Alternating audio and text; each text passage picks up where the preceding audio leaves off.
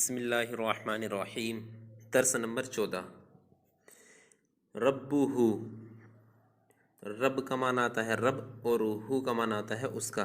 دیکھیے اس سبق کے اندر کچھ ضمیریں دیں گے جس کا ہم کو پہچاننا ضروری ہے، اور جس کو ہم پہچاننا سیکھیں گے کہ کس ضمیر کا ترجمہ کیا لگتا ہے۔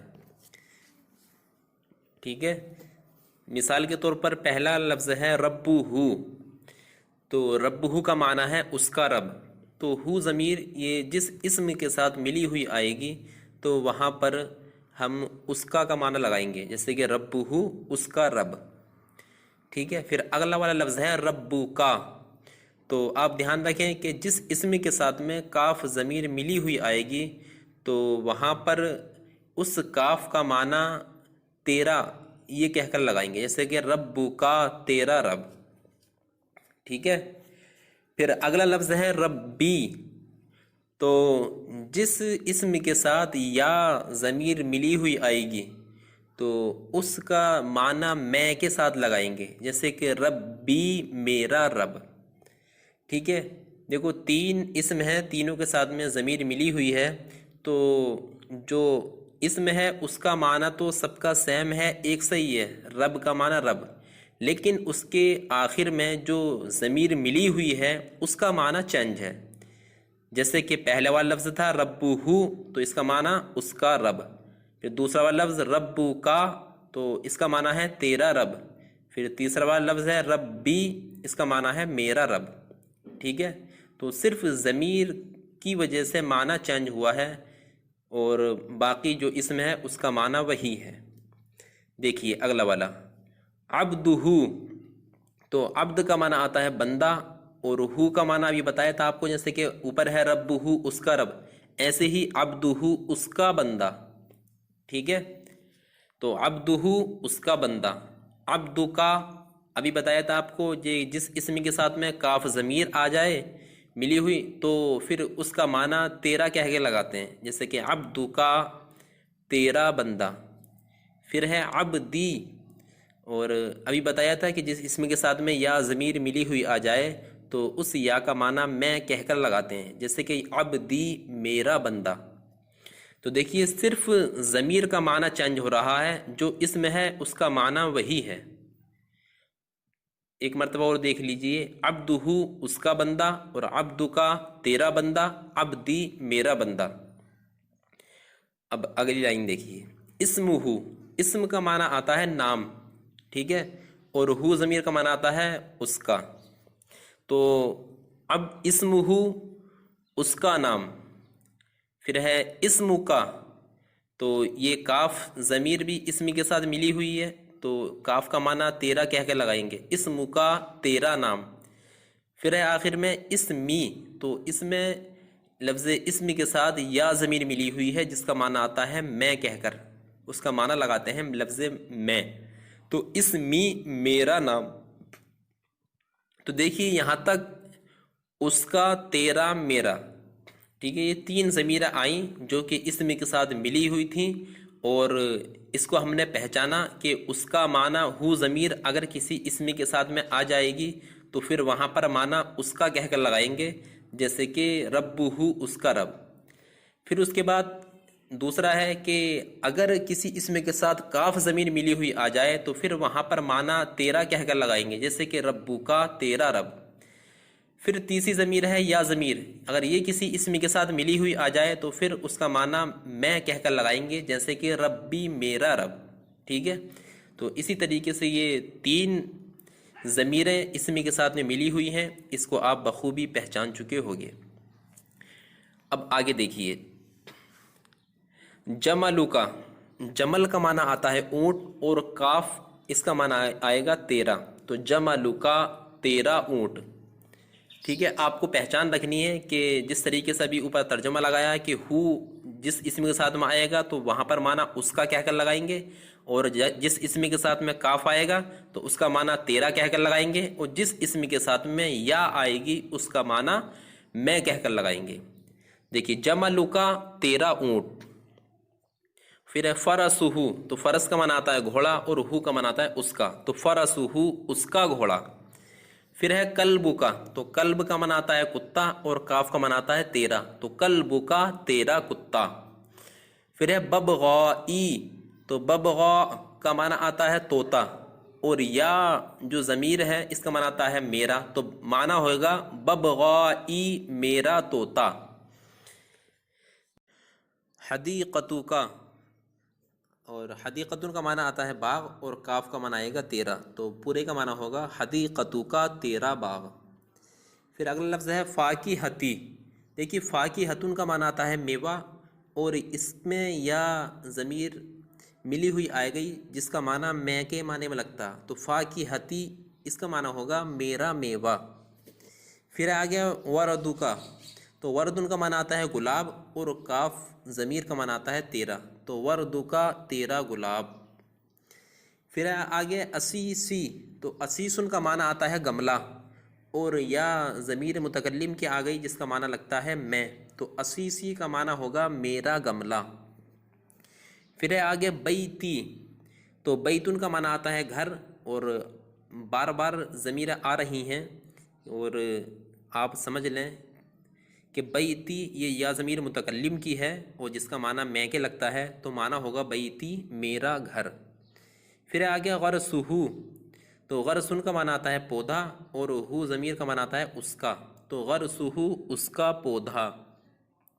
پھر ہے آگے ربو کا، تو ربو کا معنی ہے تیرا رب۔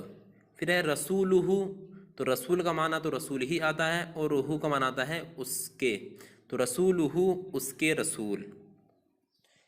پھر ہے آگے ایمانی، تو ایمان کا معنی تو ایمان ہی ہے، اور اس میں یا ضمیر متکلم کی آ گئی جس کا معنی میرے کے لگے گا، تو ایمانی میرا ایمان۔ پھر ہے آگے صدیقہو، تو صدیقہو کا معنی آتا ہے اس کا دوست، دیکھو صدیقن کا معنی دوست اور ہو کا معنی اس کا، تو صدیقہو اس کا دوست۔ پھر ہے آگے عبدہو، تو عبد کا معنی بندہ اور ہو کا معنی اس کا، تو عبدہو اس کا بندہ۔ اب دیکھیے کچھ جملے آ رہے ہیں مسموکا، اور آپ ایک بات دھیان رکھیں کہ میں نے آپ کو پہلے بتایا تھا کہ جہاں پر ہوتا ہے کہ کیا تو کھڑا ہے، ٹھیک ہے، تو وہاں پر حمزہ اور ہل کا استعمال کرتے ہیں، کہ جہاں پر لفظ کیا شروع میں آتا ہے، جیسے کیا تو کھڑا ہے، کیا تو بیٹھا ہے، تو اس میں جو لفظ کیا کے معنی میں ہم ایک عربی کا لفظ لے کر آئیں گے تو حمزہ اور ہل یہ استعمال کرتے ہیں۔ لیکن جب کیا یہ بیچ میں آ جائے، جیسے کہ تیرا نام کیا ہے، تو یہاں پر لفظ کیا بیچ میں آیا، شروع میں نہیں آیا، شروع میں کیا آیا تیرا، پھر آیا نام، پھر اس کے بعد میں آیا کیا ہے، تو ایسے جملے کے لیے ہم کیا کے معنی میں ماں کو استعمال کرتے ہیں، ٹھیک ہے، تو یہاں پر ماں اس کا معنی کیا ہے، اور ماں یہ کیا کے معنی میں وہیں پر استعمال کیا جاتا ہے جہاں پر اردو میں لفظ کیا بیچ میں آتا ہو۔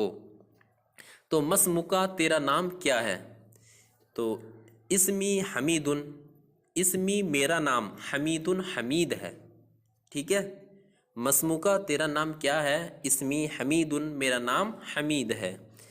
کیف حالک، جو کیف کا معنی آتا ہے کیسا، اور حالک کا معنی آتا ہے تیرا حال، تو کیف حالک تیرا حال کیسا ہے، تو حالی طیبن، دیکھو حال کے ساتھ میں یا ضمیر متکلم کی آ گئی جس کا معنی میرے کہہ کر لگائیں گے، حالی میرا حال، طیبن اچھا ہے، ٹھیک ہے۔ دیکھیے اگلا صفحہ، من ربکا، تو من کا معنی آتا ہے کون، اور ربکا کا معنی آتا ہے تیرا رب، تو معنی ہوگا من ربکا تیرا رب کون ہے۔ ربی اللہ، دیکھو ربی کیا ہے، یہ ربی رب، اور اس کے ساتھ میں یا ضمیر متکلم کی آ گئی، ربی میرا رب، ٹھیک ہے۔ اب آپ دیکھ رہے ہیں کہ ربی اللہ، ربی کی جو یا ہے وہ اس کے اوپر یعنی وہ ساکن نہیں ہے، اس کے اوپر جزم نہیں ہے، بلکہ فتحہ یعنی کہ زبر لگا ہوا ہے، تو زبر جو لگا ہوا ہے یہ صرف ملانے کے لیے ہے، اس یا کو ہم نے لفظ اللہ کے اندر ملا دیا، جیسے کہ ربی اللہ، ٹھیک ہے، لیکن اصل میں یہ ربی ہے، تو معنی لگے گا اس کا میرا رب اللہ ہے، ٹھیک ہے، ربی اللہ میرا رب اللہ ہے۔ ٹھیک ہے، من ربو کا، تیرا رب کون ہے؟ ربی اللہ، میرا رب اللہ ہے۔ محمد رسول، کیا محمد اس کے رسول ہیں؟ ٹھیک ہے، آ کا معنی کیا میں نے ابھی بتایا تھا آپ کو کہ جب کیا شروع میں آئے گا تو اس وقت حمزہ اور حل کا استعمال ہوگا۔ اب یہاں پر حمزہ کا استعمال ہو گیا۔ محمد رسول، کیا محمد اس کے رسول ہیں؟ جواب دیا جا رہا نعم، ہاں، محمد رسولہ، ہاں محمد اس کے رسول ہیں۔ پھر آگے اہو عبدہ، کیا وہ اس کے بندے ہیں؟ آ کا معنی کیا، ہوا کا معنی وہ، عبدہ اس کے بندے، تو معنی ہے اہو عبدہ، کیا وہ اس کے بندے ہیں؟ تو جواب دیا جا رہا ہے کہ نعم ہوا عبدہ و رسولہ، نعم ہاں، ہوا عبدہ وہ اس کے بندے ہیں، و رسولہ اور اس کے رسول ہیں۔ پھر آگے الاسلام دینی، اسلام کا معنی آتا ہے اسلام ہی، اور دینی کا معنی آتا ہے میرا دین ہے۔ الاسلام دینی، اسلام میرا دین ہے۔ وَهَذَا الدِّينُ سَهْلٌ، واو کا معنی آتا ہے اور، پھر ہے هَذَا الدِّينُ یعنی یہ دین، سہل آسان ہے، وَهَذَا الدِّينُ سَهْلٌ اور یہ دین آسان ہے۔ دیکھیے یہاں تک یہ سبق کا ترجمہ مکمل ہو گیا۔ اب آگے اسئلہ بیان کر رہے ہیں۔ دیکھو اسئلہ جو آ رہا ہے یہ عربی جملے ہیں، ان کا جواب عربی ہی کے اندر دینا ہے۔ جیسے کہ من ربک، تیرا رب کون ہے؟ تو عربی میں جواب دیا جائے گا ربی اللہ، میرا رب اللہ ہے۔ پھر ہے آگے انت عبدہ، کیا تو اس کا بندہ ہے؟ تو اس کا جواب بھی عربی میں ہی دیا جائے گا کہ نعم انا عبدہ، ہاں میں اس کا بندہ ہوں۔ ٹھیک ہے، اسی طریقے سے جتنے بھی عربی جملے ہیں ان کا عربی میں ہی جواب دینا ہے۔ پھر نیچے ہے ترجمہ کرو۔ دیکھیے اردو جملے آ رہے ہیں، ان کا آپ کو ترجمہ کرنا ہے، اور جب آپ ان کا ترجمہ لکھو گے تو آپ کو پہچان کرنی ضروری ہوگی کہ کس اسم کے ساتھ میں کون سی ضمیر لگانی ہے۔ جیسے سب سے پہلا جملہ ہے اس کا گھر، تو بیتن کا معنی آتا ہے گھر۔ اب اس کا، اس کے لیے کون سی ضمیر آئے گی؟ تو ہو ضمیر جو آتی ہے یہ اس کا کے لیے آتی ہے، تو بیتہ اس کا گھر، اب ہو جائے گا یہ۔ پھر ہے اس کا گھوڑا، پھر اب آپ سب سے پہلے یہ دھیان کریں کہ گھوڑے کی عربی کی آتی ہے، جیسے فرسن کا معنی آتا ہے گھوڑا، پھر اس کا، اس کے لیے ضمیر لے کر آئیں گے، جیسے کہ فرسہ اس کا گھوڑا۔ ٹھیک ہے، اسی طریقے سے اس کا دوست، اس کے لیے کیا لے کر آئیں گے؟ صدیقہ۔ اب جیسے پہلا جملہ ہی تھا اس کا گھر، اگر ہوتا تیرا گھر تو پھر اس کی عربی بناتے ہم بیتک، ٹھیک ہے، کاف ضمیر لے کر آ جاتے۔ اور اگر ہوتا میرا گھر تو پھر اس کی عربی بنتی بیتی، یعنی بیت کے آخر میں یا ضمیر ملا دیتے، پھر ہو جاتا میرا گھر۔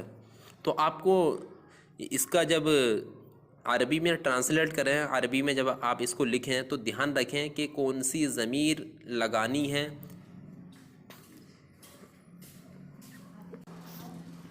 ھذا ھو المراد۔